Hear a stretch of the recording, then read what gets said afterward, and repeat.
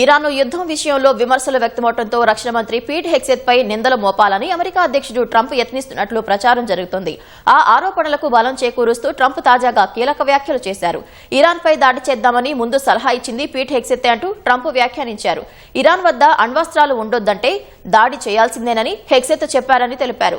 Iraq, Afghanistan మాదిరిగా సుదీర్ఘ యుద్ధాన్ని ట్రంప్ కోరుకోవట్లేదని యుద్ధం ప్రారంభంలో హెగ్సెత్ తెలిపారు. అంతేకాక ఇరాన్ను నిర్దాక్షిణ్యంగా దెబ్బకొడుతున్నామని, లక్ష్యాన్ని అంచనాకు ముందే చేరుకుంటామని ఆయన పేర్కొన్నారు. కానీ యుద్ధం ప్రారంభమై ఇప్పటికే 25 రోజులవుతోంది. ముగింపు కనుచూపు మేర కనిపించడం లేదు.